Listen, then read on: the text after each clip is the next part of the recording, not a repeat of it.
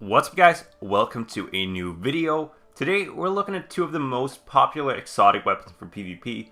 Most of you are familiar with these weapons, the Red Death and the Bad JuJu. The reason we're looking at these is that with the patch 2.0 and the end of the so-called insta-kill meta, these two weapons are two of the absolute best weapons in the game, and arguments can be made for both of them being the best PvP exotic in the game. We'll talk a little bit about PvE, but the main focus of this video will be PvP. So we're quickly going to sum up the perks and stats on these weapons, compare them to see which is the better exotic pulse rifle, and also discuss if they're overpowered. It's worth a mention that we still have yet to find the no time to explain at the time of this video, so whether it'll be as good or possibly even better than the two other exotic pulse rifles remains to be seen. Anyway, let's have a look at Bad JuJu. Bad JuJu belongs in the mid to low impact type of pulse rifle, doing 27 damage to the head and 18 to the body. This means that it will take between 8 and 12 shots to kill. The gun fires at 450 rounds per minute, and your best possible time to kill is 0.9 seconds. You get decent stability and range, both of which can be improved upon with either Sended or Perfect Balance. Personally, I go with Perfect Balance as it has quite a bit of kick to it, and the range is already quite acceptable. You also get full auto hip fire and the exotic perk String of Curses, which will instantly reload the weapon when you get a kill, recharge your super, and also give you a slight damage boost, which will take your damage of 31 to the head and 21 to the body on a Guardian. This means that you can potentially drop a Guardian in 7 shots if you land all headshots. The Red Death on the other hand is a mid to high impact pulse rifle similar to the old 55A All Fade and the newer Villainy, which can be obtained from Future War Code.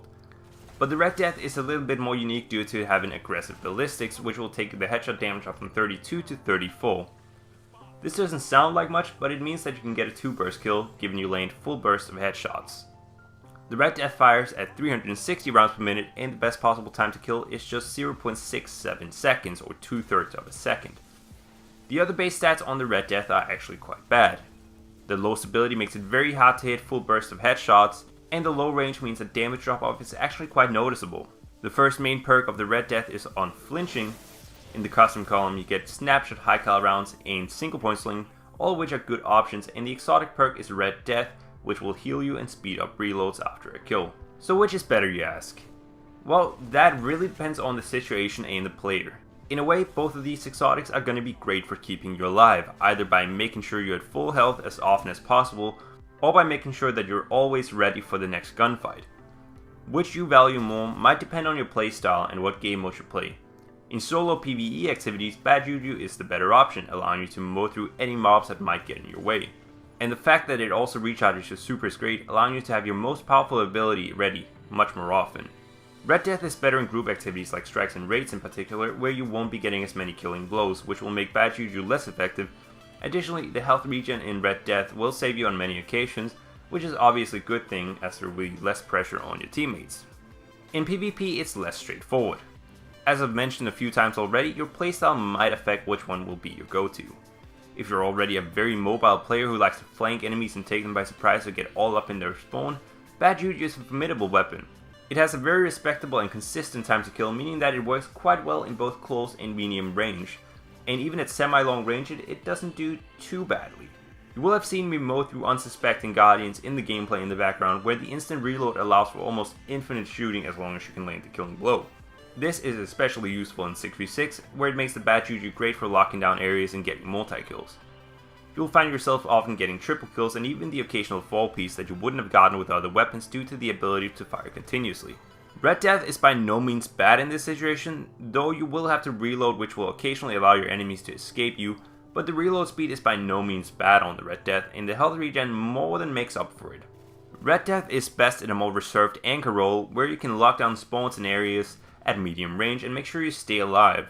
You can take a more aggressive in-your-face role just like with the Bad JuJu and get away with it because of the health regeneration, but it's clunkier in close range, and missing is extremely punishing due to the slow fire rate.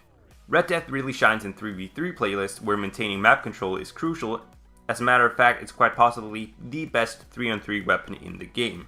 The fast time to kill paired with health regeneration and hard-hitting rounds make this weapon formidable at counter-sniping. And that means it's almost unparalleled in 3v3, and I imagine that Red Death is going to be the go-to weapon for Trials of Osiris. But that's not to say that the Red Death doesn't have shortcomings. As I mentioned earlier, it has poor stability and range. Couple that with a slow fire rate, and this weapon can be very punishing. For each extra burst it takes you to finish off an enemy, you'll be adding half a second on the time to kill. Bad JuJu is much more forgiving in that sense due to the fast fire rate. Additionally, Bad JuJu performs much better at range, and it's by no means a sniper, but the range stat on the Bad JuJu is slightly better, even without Sended. And the recoil is much more vertical as opposed to Red Death's triangular recoil pattern, so aiming for center mass is still effective at range, ensuring that you can keep your time to kill relatively low. I also find that Red Death is the better weapon to couple with a sniper because of how hard hitting it is, but also because it has single point sling, which will allow you to switch over very quickly if you need to finish off an enemy after getting a body shot. Snipers also fit in with the anchor playstyle that the Red Death is so good at, and while shotguns are more favorable in a more aggressive flanking playstyle that you want to use with the Bad JuJu. Lastly, I want to know if you guys think these weapons are too strong. I know that most people find these two to be the best PvP weapons at the moment, but do you think this translates into them being overpowered? Personally, I don't think so. I think it's a great exotic perk that keeps you alive and make these weapons so good. And unlike their predecessors in the insta-kill meta, their time to kill really doesn't stand out compared to their legendary counterparts. Let me know what you think in the comment section below. Thank you very much for watching, and I'll see you next time.